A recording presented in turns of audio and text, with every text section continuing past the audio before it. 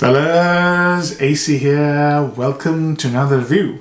Now, I've been trying to review this fragrance for about 2 years. For some reason, it gets slipping back to the back of the queue. This is Paco Rabanne 1 Million Lucky. Now, I've got two of these. I finished one sample because I was ready to do a review back in the COVID times. For some reason, as I said, it kept going back into the queue. So, 1 Million Lucky. It is a really good fragrance, and it actually 1 million is a tremendous fragrance. Okay, it still is. And in my clubbing days, 1 million was one of those fragrances that I used to apply it on myself before it was decided that we would be going clubbing, just to get in the mood to go clubbing. You see what I mean? I'm not a compulsive clubber. I'm one of those guys who drags his heels and then goes out. And 1 million used to put me into the mindset of going out and having fun. 1 Million Lucky is in the same sort of genre, if you like. It just, you apply it and you feel happy. You feel ready to go out and have fun. You feel like going on a date or clubbing and things like that. It's a fantastic fragrance. It's discontinued but readily available. So how does it start? When you first spray it, you are reminded of 1 million. So 1 million used to have a fantastic Sharjah woody smell with in the middle there was a fantastic cinnamon, a little bit of rose, a little bit of fruity freshness, a little bit of brightness. It was a fabulous fragrance, still is a fabulous fragrance. This is no less. When you first spray, you get a bright, fruity smell with a lot of sweetness. That's why I put it here, because I don't like fragrances that are too sweet. But luckily, for Lucky, it's about half an hour to 1 hour.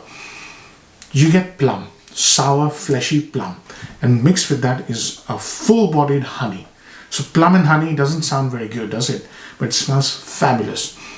And it's mixed with some sort of a bright aldehydic bergamot, and with a little hint of woody Sharjah smell. That is 1 million, Paco Rabanne 1 million, the woody Sharjah smell, or bubblegummy smell, some people call it. And I get that bubblegummy thing here as well. When the fragrance tries to sort of dry down, it brings in a note of hazelnut. And that is when the fragrance just turns a page on me. I love that smell. Hazelnut mixed with honey, mixed with Sharjah smell, mixed with woody Cashmeran, and some sort of dryness, which is vetiver, woody vetiver kind of grassy dryness. I don't smell vetiver, but I get the drying of the fragrance. This fragrance is very damp. Honey is damp, right? So thick and damp at the moment, and very sweet and sour. The fragrance loses most of its sweetness, becomes slightly sweet, slightly sour, dry, woody, hazelnutty smell. Love that phase. It comes in about hours time. The fragrance, when it dries down even furthermore, brings in the old Paco Rabanne 1 million dry down. Sharjah woody smell, mixed with hazelnut, mixed with Cashmeran, which smells, it's synthetic, it smells silky woody. And amberwood, which I really like. I like the smell of amberwood. It's there. It is fantastic. So it's a little bit hazelnutty, a little bit fruity honey, a little bit Sharjah, a little bit wood, a little bit Cashmeran, everything all beautifully blended. Fantastic fragrance. And the thing I forgot to mention, this came out in 2018, and this fragrance was released by or designed by a perfumer called Nathalie Gracia Cheto, who designed Moustache by Rochas, which I recently reviewed. So you can see she's amazing when it comes to woody, sweet, ambery, spicy fragrances. No spices here, but it's a fabulous woody, honey, hazelnut kind of a smell. Fantastic, amazing scent. I really like it. Okay, so pros and cons. This fragrance brings in so many aspects together and creates a very interesting take on the original Paco Rabanne, which is woody, cinnamon, Sharjah. Very interesting take. If you're a 1 million lover, you should try Lucky. Although this is discontinued, you can still get hold of it.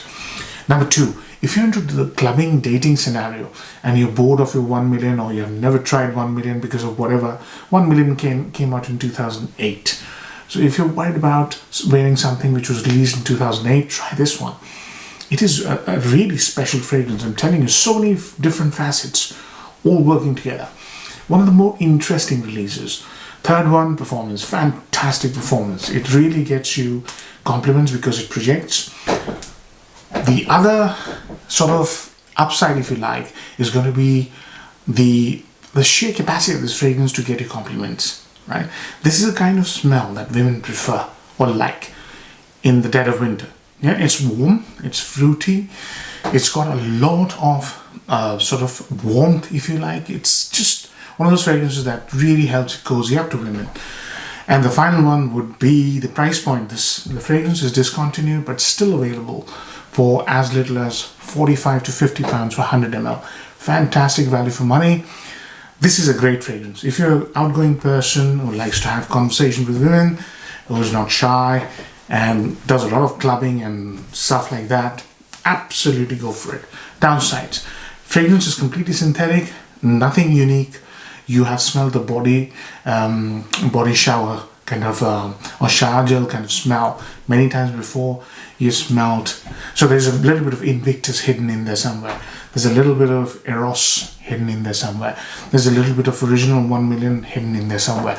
So there's nothing unique here. But it's still that plum, the honey, and the chestnut bring in some sort of a unique attractiveness in this fragrance. It is quite unique. It is quite attractive. It's very smooth and elegant as well. It's not all cheap, blaring, fragrance. It's got a little bit of classy factor to it. But yeah, one downside could be the synthetic quality of the fragrance and familiarity. Seasons to wear this fragrance, I would say dead of winter, when it's really cold. Somehow that sour plum and honey work together very well with hazelnut and the ambroxan-like smell, the shower gel smell. It works beautifully in dead of winter. Age groups 20 to 50, any age group. As long as you're in that mood to go out, speak to people, approach people, be inviting, that sort of thing. So 20 to 30, no, 20 to 50, I would say. Yeah, no problem. It's classy enough. You could wear this if you're 50 plus. Not a problem. Compliment factor very high. Performance, fantastic performance. 8+ hours longevity. At least an arm's length worth of projection. Good sillage. Don't go more than 4 sprays. It just smells too sweet. Marks are 10. 8 out of 10. This is a very good fragrance, especially if you like going out, especially if it's winter time, and especially if it gets very cold in your country. 8 out of 10. Hope you enjoy this review, fellas. Take care. Bye-bye.